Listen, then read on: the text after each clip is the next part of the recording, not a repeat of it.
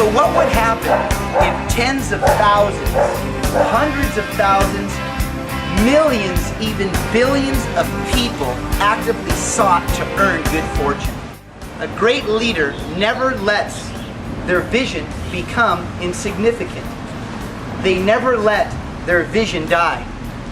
And that is why we are here today to introduce a vision, a crazy vision, but an attainable vision, to help propel and stimulate innovation in all of us. My mission is to find 1 million serendipiters.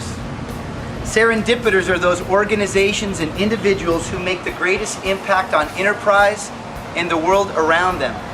Serendipiters are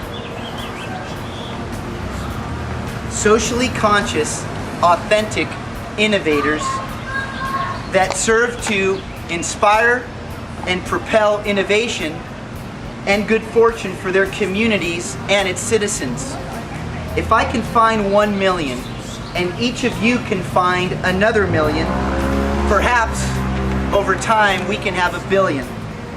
And that's my real goal. In fact, many people have asked me, how in the world did you come up with such a concept? My answer, I was born into this role.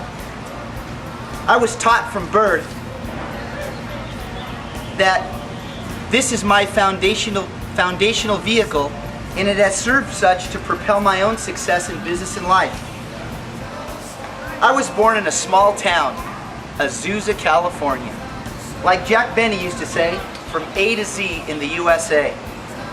My father, who's right there, and my lovely mother, they provided me all the necessary tools to stand before you today. My father, who is now 92 years young, told me that success in life and in business was all about people and taking an active interest in others and supporting them whenever possible.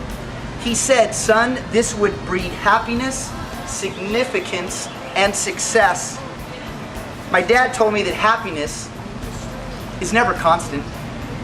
Happiness comes and goes, but we all have the power to sustain it. That when you experience it, you must celebrate it and that good feeling that comes with it and the positive energy with others. I learned as a child that my gift and my spirit of happiness was working with people and to propel innovation in others, always seeking to find the best in others and their special gifts, and then putting them into action throughout the community and its citizens. Little by little, I came to realize that luck, what a funny word that is, that luck, much like happiness, also comes and goes, but that good fortune can actually pursue you more swiftly. That luck is not sustainable, but good fortune can in fact be earned and sustained. That sustainable good fortune was derived from 4 core components. I call them the 4 leads. 1, broadened observation, being able to see with circular vision rather than linear vision. 2 is having the ability to have expansive innovation, or what I call sowing entrepreneurial seeds, and then coming to realize which seeds grow, which don't, which grow faster, and which grow slower. And then having a strategic focus to seize the foremost growth of those seeds that you planted. But what we're here to talk about today is really the 4th lead, which is having a generous purpose.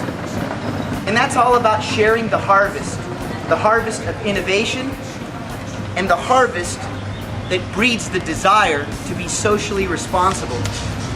Early next year, my book, Earning Serendipity, The Art and Science of Good Fortune, will be released and will carefully dissect these 4 leads. Its premise is centered on the notion that organizations and individuals will have the ability to create and sustain good fortune. The book will also introduce this word that's called serendipity. What a cool word it is. I can't even begin to tell you all those generation wires that come to me and say, I don't know what it means, but it looks cool and it sounds cool. Well, next year, we are going to reintroduce this word serendipity, and by the way, I define it as positive happenstance. but we're going to introduce it in a new form. Serendipity will no longer be just that touchy-feely, uncontrollable state of positive happenstance.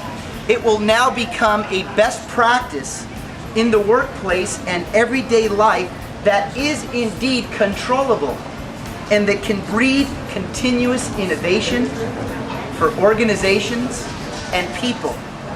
In anticipation of the book's introduction, my vision is to help propel and stimulate innovation in all of us. So here's the call to action.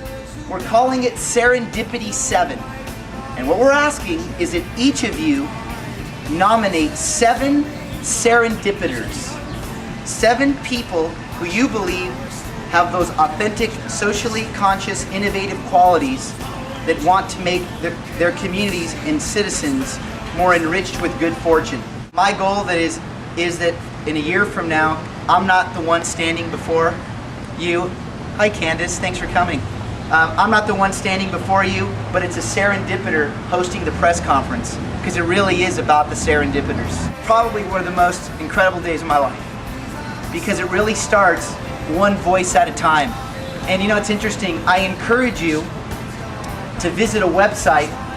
It's a social networking platform. It's called reshapesociety.com. Earning Serendipity is actually going to be doing a promotion with reshapesociety.com to give those serendipitors the acknowledgement they deserve in helping reshape society.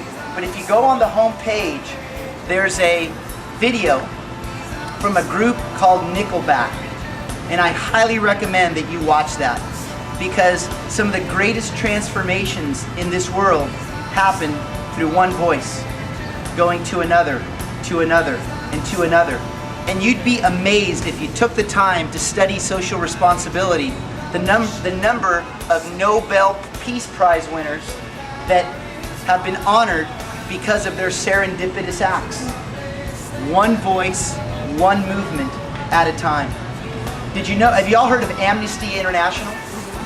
That started one day because a lawyer became furious about the deaths that were taking place.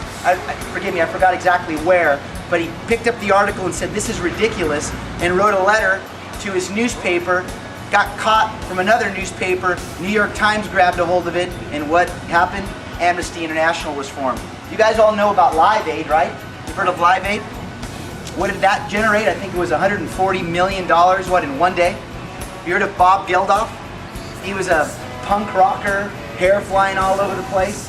What did he do? He said, I'm tired of seeing what's happening in Africa. And told his buddies, hey, let's have a concert. One thing led to another. Boom, $140 million. So all of us banding together. And that's what it takes. You need to have serendipity and that passion. You've got to want to be a socially conscious individual if this society is going to become a better place.